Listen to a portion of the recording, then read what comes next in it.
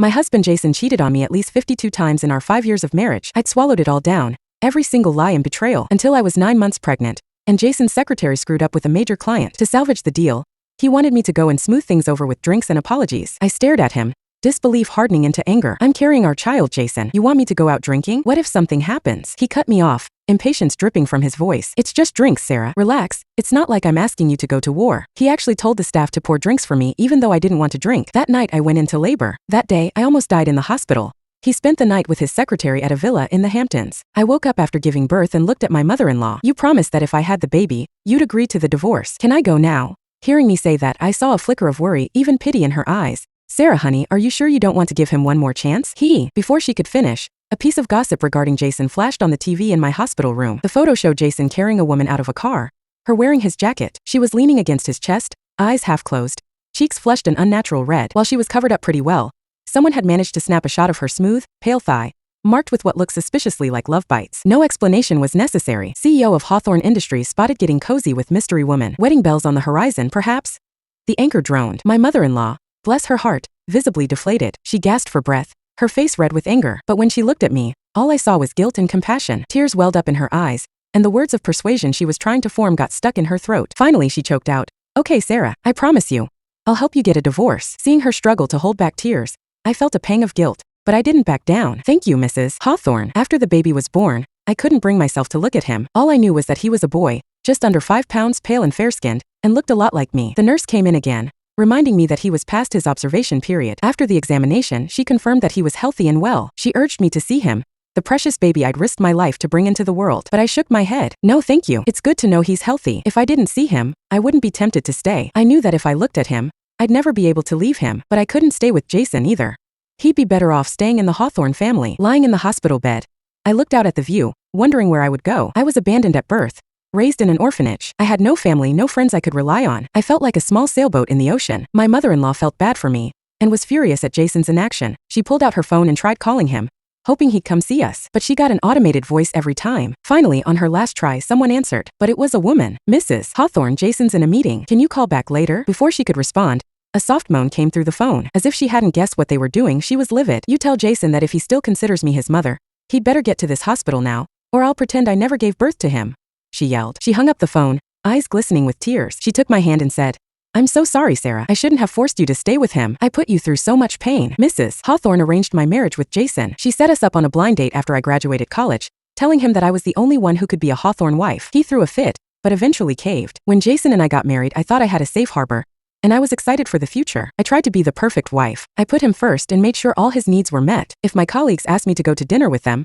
I'd always go home to make sure he wasn't eating by himself. After a while, they stopped asking me to go out. I focused on him and lost touch with the outside world. I thought that my sincerity would be reciprocated. I was wrong. Not long after the wedding, Jason started staying out all night. I thought he was just working late, so I brought him homemade meals. One day, I attended a banquet with him. A woman approached, smiling. "Mrs. Hawthorne, I heard you were an orphan, and you have such good cooking skills. You must have been a cook before." That's when I found out that the meals I'd been slaving over were being fed to another woman. I snapped for the first time that night. Or more accurately, I went off on him. He remained calm. After I finished yelling, he calmly said, "Sarah, don't you think self-pity is a terrible thing?" His simple statement hit me hard. He didn't care at all about how I felt. He was just a bystander, unemotionally watching my efforts and then remarking on my self-pity. It was ridiculous. I didn't know how to face him or our future, so I retreated, deliberately ignoring him. Later, I was constantly seeing photos of him with other women. Yesterday he watched a fashion show with a young model. Today he had dinner with a flight attendant.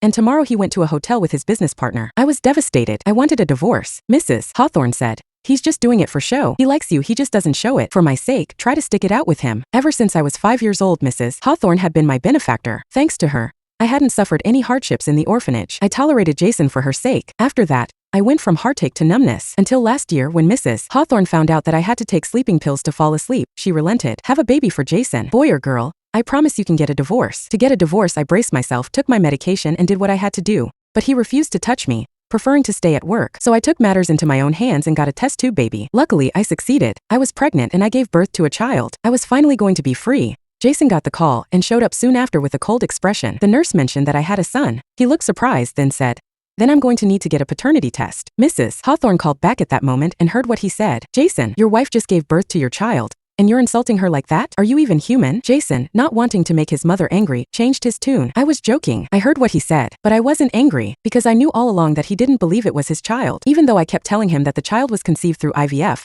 using his sperm, he didn't believe me. I stopped saying anything. Mrs. Hawthorne took him into the room and left. Jason stood in the distance, not getting close, like he was seeing someone unimportant. I didn't care. The atmosphere in the room was tense and silent. After a long time, he walked over and spoke, but the words were still unpleasant. You wanted to have the baby. Don't expect me to take care of it. He was watching my expression, trying to read something on my face. I smiled. Mom has already found a great nanny. Someone will take care of the baby. He frowned. Don't think you can use the child to control me. I won't. It's okay. Just be yourself. Before he could finish, I interrupted him. Mom will take care of the baby. It won't bother you. My reaction surprised him. After all, when we first got married, I told him that if we had children, I wanted to give them a complete family. I wanted to make sure they had the parents I never had. But now, I no longer expected anything from him. He opened his mouth about to say something when his phone rang. He glanced at the caller ID, then looked at me, turned and walked out of the room. But I still heard a whiny voice on the other end. The baby's not even yours. Why did you even go to see her? I want to go to my idol's concert. You promised you'd go with me. He went out to answer the phone and never came back. Just then, a pregnant woman walked by my door, supported by her husband. Honey,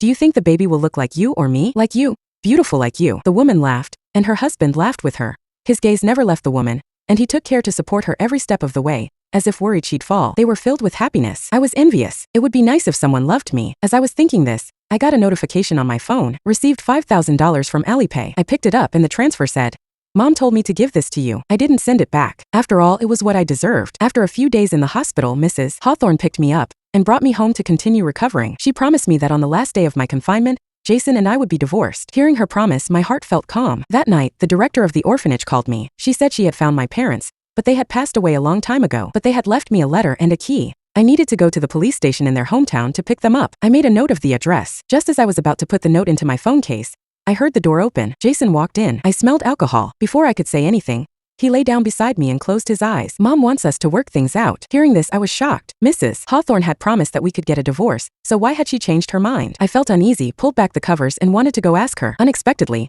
Jason suddenly turned over and pulled me back. He looked serious and scolded me. Don't you know you can't catch a cold now? You're a mom now. Can't you be more careful? The concern in his voice made me feel cold. I tried to get out of his arms and distance myself from him.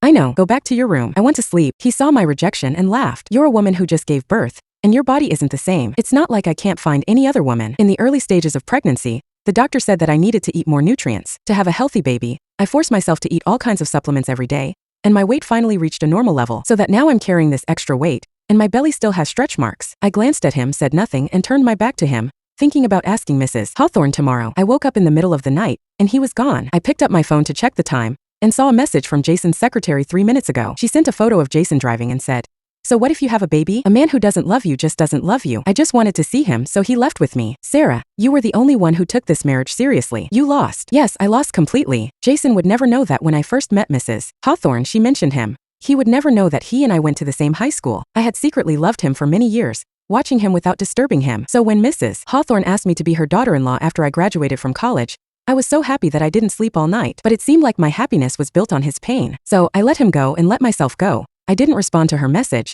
and kept myself nourished. Soon, the last day of my confinement arrived. At dinner, Mrs. Hawthorne took out a divorce agreement that Jason had signed and reluctantly said, Tomorrow is the baby's full moon party. Can you stay for that? But I shook my head. No, I've already bought a ticket. It's tomorrow morning. Then you can see him. Mom, this family is in your hands now. I smiled. Mrs. Hawthorne realized my determination and wiped away tears. Okay, I'll raise the baby well. Don't worry. I took the divorce agreement, and Jason came downstairs. Seeing this, he frowned and asked, What's that? I clutched the agreement and shook my head. Nothing. He looked at me. I didn't react. Luckily, he didn't ask any further, and focused on tomorrow's party. He said, I have something to do tomorrow, so I'll be late. If you need anything, just ask Mom. Mrs. Hawthorne disagreed. What could be more important than your son's full moon party? It doesn't matter. You can go ahead and do what you need to. Whether he was there or not didn't make a difference for the child. Since I gave birth to this child, he hadn't seen him at all. Mrs. Hawthorne was about to say something, but I shook my head at her with a smile. Time flew by, and it was the day of the full moon party. But the atmosphere at home was not as lively as expected. Mrs. Hawthorne took the baby out, and the maid suddenly mentioned, Mrs. Hawthorne, shouldn't we wait for Mrs. Hawthorne to go to the party? She paused and glanced upstairs, choking back tears. But she didn't know that I was tricking her. I'd already gotten on a plane the night before my confinement period ended. When Jason finished his work and rushed to the party, he couldn't find me anywhere. For some reason, he suddenly felt a repressed sense of sadness. He went to Mrs. Hawthorne and asked, Where's Sarah? Where did she go?